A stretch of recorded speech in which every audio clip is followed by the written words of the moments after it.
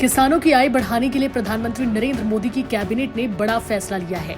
किसानों से जुड़ी सभी योजनाएं अब पीएम राष्ट्रीय किसान विकास योजना और कृषोन्नति योजना में समाहित कर दी गई हैं। पीएम राष्ट्रीय किसान विकास योजना का मकसद कृषि को बढ़ावा देना और कृषि उन्नति योजना का मकसद खाद्य सुरक्षा सुनिश्चित करना है। इन दोनों योजना के तहत कुल 1,01,321 करोड़ रुपए खर्च किए जाएंगे। इस फैसले से किसानों की आय बढ़ेगी, साथ ही मिडिल क्लास लोगों की खाद्य सुरक्षा भी सुनिश्चित हो सकेगी। इसके अलावा राज्यों को भी योजनाएं लागू करने में फ्लेक्सिबिलिटी होगी और वो एक योजना की राशि का इस्तेमाल दूसरी योजना में कर सकेंगे। सबसे पहला जो बड़ा फैसला आज लिया गया है वो है किसानों की इनकम को बढ़ाने से और हमारी मिडिल क्लास परिवारों के लिए फूड सिक्योरिटी से रिलेटेड है।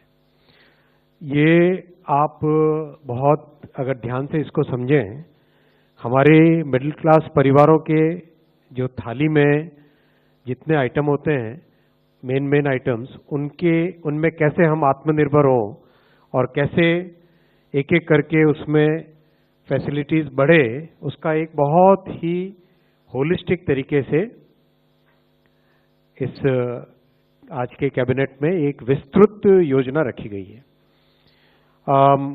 दो बड़े एलिमेंट्स हैं।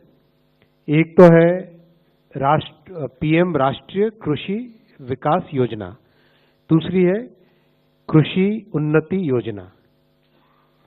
आप दोनों के दोनों इन पिलर्स में देखेंगे 9 एलिमेंट्स हैं। इसमें से कई चीजें आप अगर ढंग से देखेंगे, उनका सीधा साधा एकदम सीधा कनेक्शन है किसानों की इनकम से।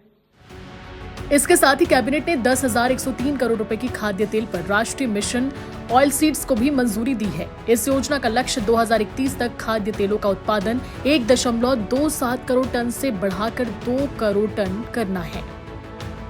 हमारी 6 सूत्रीय रणनीति उत्पादन बढ़ाना, उत्पादन की लागत घटाना, उत्पादन के ठीक दाम देना, प्राकृतिक आपदा अगर आए तो उसमें भरपाई करना, कृषि का विविधीकरण और वैल्यू एडिशन और प्राकृतिक खेती। किसानों को ठीक दाम मिले, इसके लिए पिछले दिनों में कुछ बड़े निर्णय किए गए। एक फैसला जिसका हमारे तिलहन के उत्पादन पर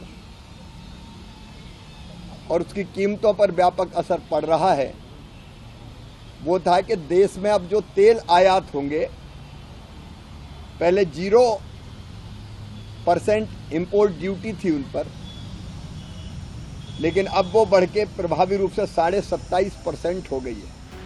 कैबिनेट ने चेन्नई मेट्रो के दूसरे चरण को भी स्वीकृति दी है। इस पर 63,246 करोड़ रुपए खर्च किए जाएंगे। इसके साथ ही रेलवे कर्मचारियों को 78 दिनों का बोनस देने का फैसला लिया गया है।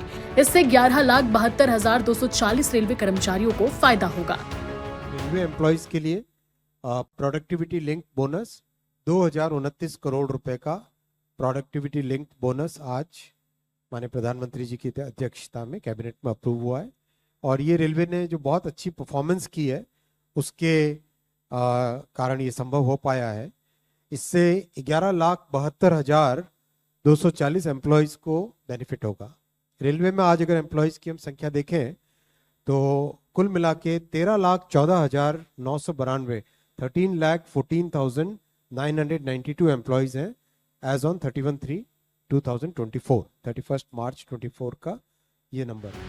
देश की संस्कृति को सहेजने के लिए कैबिनेट ने 5 और भाषाओं को शास्त्रीय के रूप में मान्यता देने को मंजूरी दे दी है। मराठी, पाली, प्राकृत, असमिया और बंगाली भाषाओं को प्रतिष्ठित श्रेणी में शामिल किया गया है।